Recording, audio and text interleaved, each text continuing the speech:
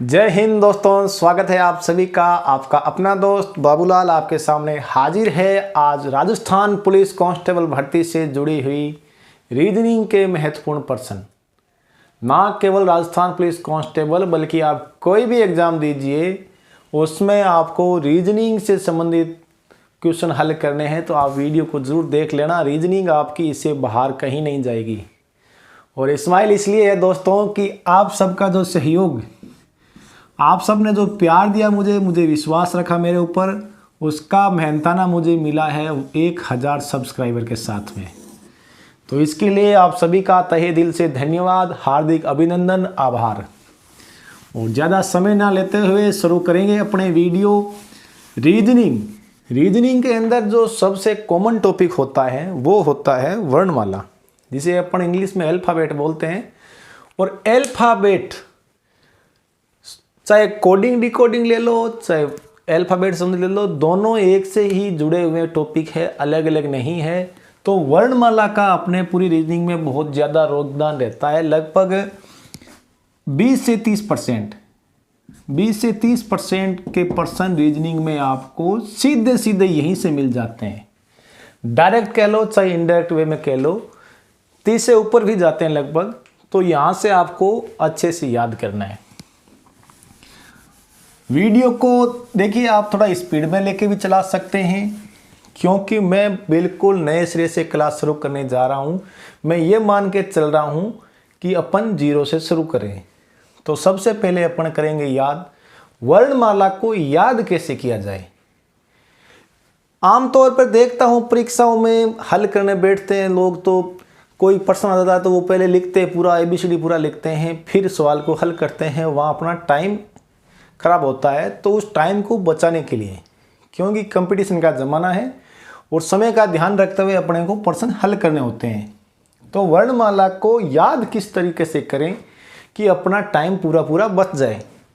तो एक सीधी सी ट्रिक पहले तो मैं ये बता देता हूँ आप, कि कहीं से भी आप ले लो, कोई चीज़ अपन शुरू करते हैं तो उसकी जड़ पकड़ते हैं। तो मैं वर्णमाला को याद करने के लिए एक जड़ पकड़ता हूँ। उससे पहले मैं आपको बता दूँ, A से Z वर्णमाला हमेशा लेफ्ट से शुरू होती है और राइट से पीछे से शुरू होती है। Z हमेशा वर्णमाला का राइट होता है और A हमेशा लेफ्ट होता है। अपना लेफ्ट वर्णमाला का लेफ्ट, अपना राइट वर्णमाला का राइट। तो यहाँ से एक फॉर्मूला आता है इजोटी का, EJOTY।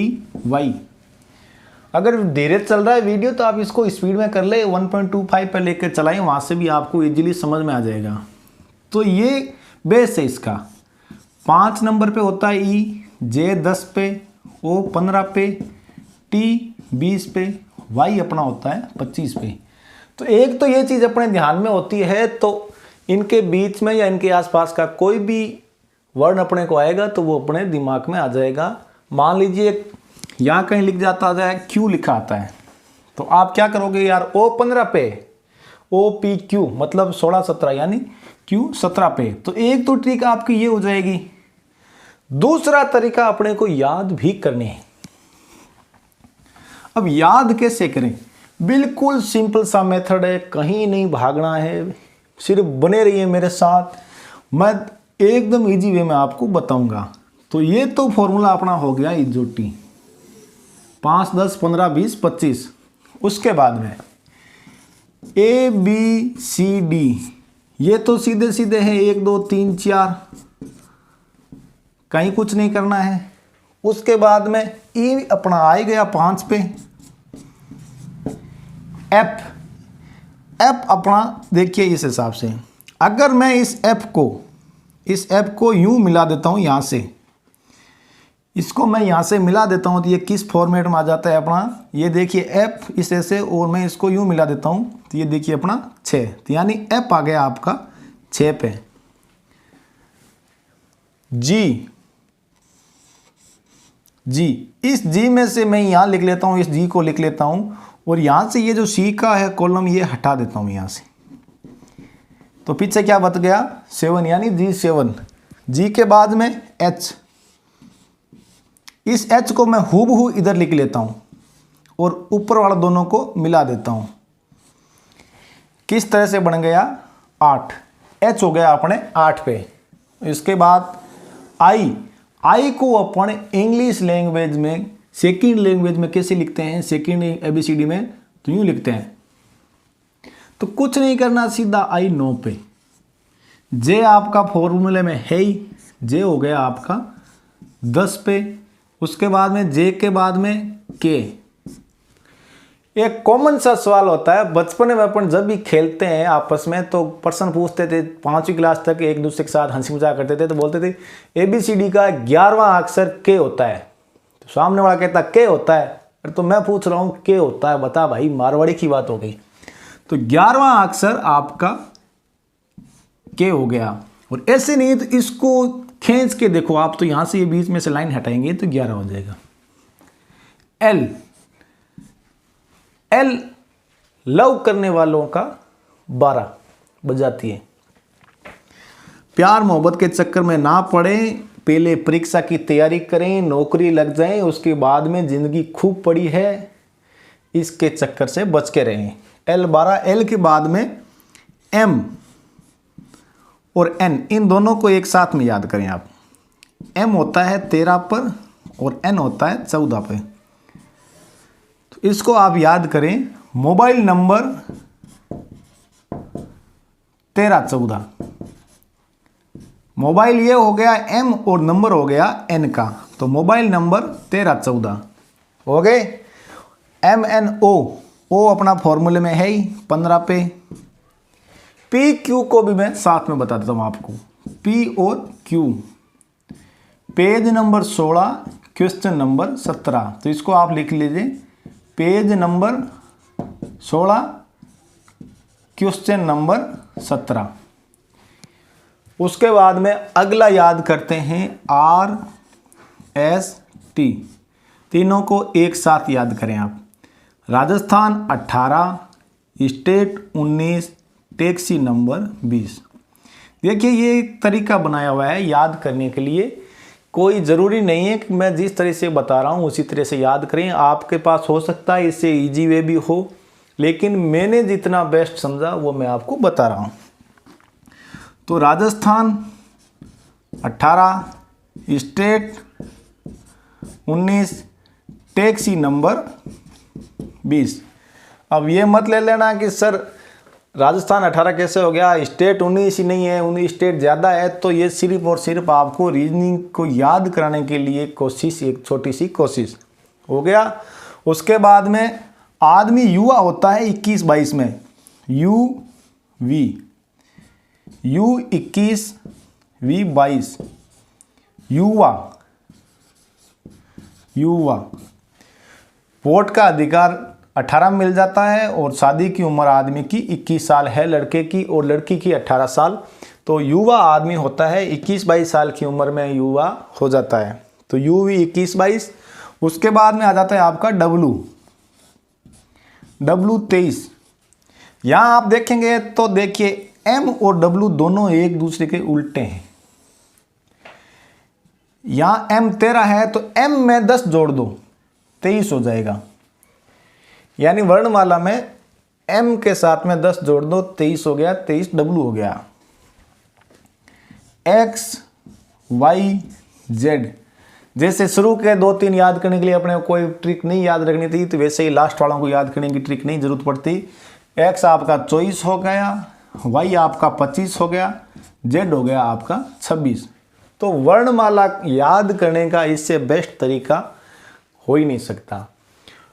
एक बार लिखें, 2 बार लिखें, 3 बार लिखें, लिख लिख के आप याद कर लें, बोल बोल के याद करें। और उसके बाद में आपके जीभ पे होना चाहिए। मैं आपसे पूछ लूँ H कितने पे है? H 8, I कितने पे? I 9, P कितने पे? तो दिमाग में टक से आना चाहिए पेज नंबर 16, क्वेश्चन नंबर 17, यानी P 16 पे। M का क्रमांक कितना है? मोबाइल नंबर 1314, तो M 13 पे, N 14 पे। इस हिसाब से अगर आपको वर्णमाला याद हो गई तो रीजनिंग में वर्णमाला से संबंधित क्वेश्चन आपके गलत नहीं होंगे, क्योंकि 90% अल्फाबेट से संबंधित वर्णमाला से जो प्रश्न आते हैं वो सिर्फ इसी पे बेस ही आते हैं। आगे देखते हैं अपन वर्णमाला में जोड़े। जोड़े कैसे बनते हैं, ए का जेड से क्या संबंध है, बी का वाई से क्या संबंध है, सी का एक्स से क्या संबंध है, तो वो भी अपन देख लेते हैं, जिन्हें हम बोलते हैं पेयर। वर्णमाला को अगर अपन देखेंगे तो ए से लेके एम और एन से लेकर जेड 2 अर्धांश होते हैं।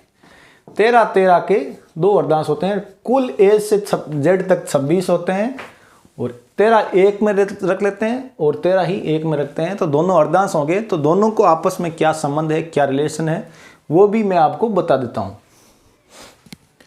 आ जाओ भाई, एक बार 5 से शुरू करते हैं क्लास। देखो सब मारवाड़ी है मेरा कोनी।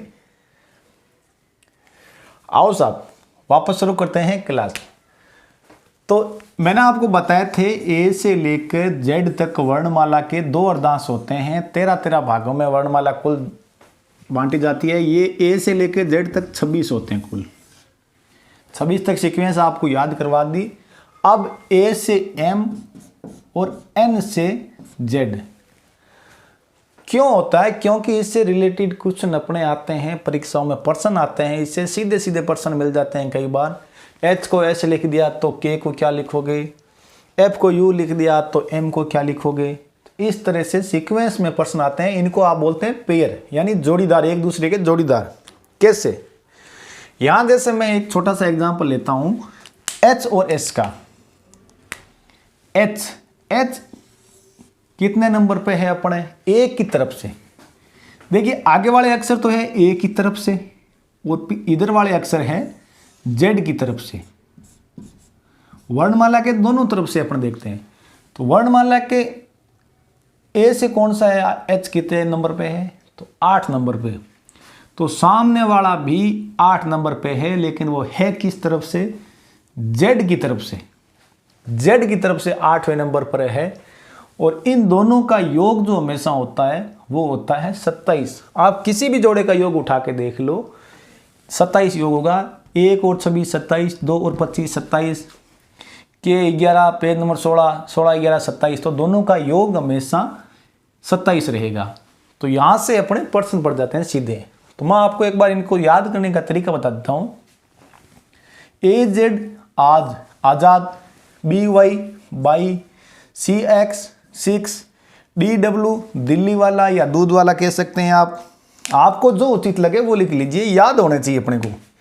ई V U, F U few या fuel, G T grand trunk road GT road, H S high school या हिमाचल शिमला भी कह सकते हैं आप। आई आर इंडियन रेलवे या इंदिरा राजीव, जे क्यू जनता क्वीन जयपुर क्वीन, के पी काला पानी, के का काला हो गया, पी का पानी काला पानी, एल ओ लो और एम एन मन लो मन। याद होने चाहिए। आज by 6 you few G T H S high school Indian railway GT road के पी लोमन जे क्यू। इस हिसाब से आपको ये याद होने चाहिए। पेयर दिमाग में आ जाना चाहिए। कई बार सीधा सा क्वेश्चन आता है। देखिए मैं क्वेश्चन बताता हूँ कैसे आता है। ये लिखा आ जाएगा यहाँ पे ए जेड, आगे लिखा आएगा डी डब्ल्यू, उससे आगे लिख जाएगा 1 4। तो यहाँ आपसे पूछ जाएगा 7 नंबर पे आपका हो गया अपने जी टी। तो जी टी आगे यहाँ को ऑप्शन 1 खाली छोड़ देगा। बताओ भाई यहाँ क्या आएगा। और प्रश्न आते हैं ऐसे सीधे, एकदम सीधे इजी प्रश्न आते हैं। तो आप देखोगे यार ए डी जी, सीधा देखो ए का जेड से संबंध है आज, डी डब्ल्यू दिल्ली वाला, जी टी मतलब अब इनमें गैप देख लो कितने का दिया गैप इसने, +3, आगे फिर +3 दे दिया। तो यहाँ भी आप +3 करोगे तो 7 और 3 10, 10 यानी हो गया आपका जे हो गया 10 पे जनता क्वीन। तो इस हिसाब से आपके प्रश्न यहाँ पे सीधे सीधे आ जाएंगे। तो याद कीजिए आप वर्णमाला को, और वर्णमाला से आधारित प्रश्न कितने तरह के बनते हैं वो भी मैं आपको बता देता हूँ। कोडिंग डिकोडिंग जो होगी ना, अल्फाबेट समझे, वो भी इसी पे डिपेंड होगी पूरी की पूरी। तो अलग से कुछ नहीं करना है आपको, सिर्फ याद कर लो इनको, आपका कोडिंग डिकोडिंग हो गया कंप्लीट। अब मैं आपको बता देता हूँ वर्णमाला में प्रश्न कितने टाइप से पूछे जाएंगे और क्या क्या आपके प्रश्न हो सकते हैं। तो उस पर एक छोटी सी चर्चा कर लेते हैं।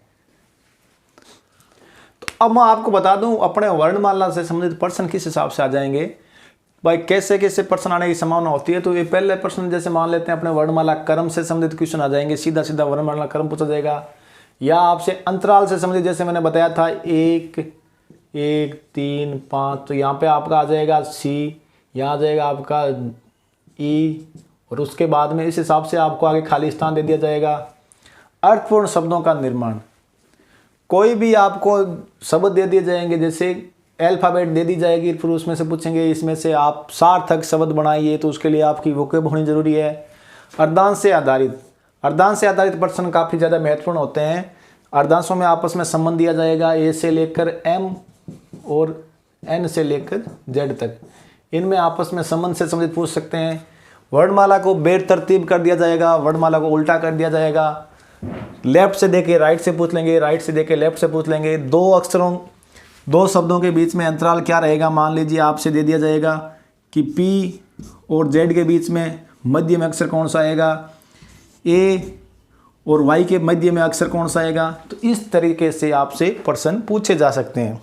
तो कोई दिक्कत नहीं है, जो प्रश्न पूछे जाएंगे हम उनसे संबंधित प्रश्न लेके आएंगे, आपको मैं करवाऊंगा प्रश्न। और तब तक आप बने रहिए, अगला वीडियो में जल्दी आपके सामने लेकर आ जाऊंगा, कोई दिक्कत नहीं, उसमें लंबा टाइम नहीं लगाएंगे। अब जितनी जल्दी होगी अपनी रीजनिंग जल्दी से जल्दी कंप्लीट करने की अब पूरी मेरी कोशिश रहेगी। तब तक एक बार कल का वीडियो जब तक मैं वीडियो लेके आऊँ, आप तब तक वर्णमाला को एकदम कंठस्थ कर लीजिए। और आप सभी को जय हिंद, आप नमस्कार, आप सभी का प्यार मेरे पे बना रखिए और मुझे इसी तरह हौसला अफजाई करते रहिए, ताकि मैं भी जोश के साथ में आपके साथ जुड़ा रह सकूं। सभी को जय हिंद।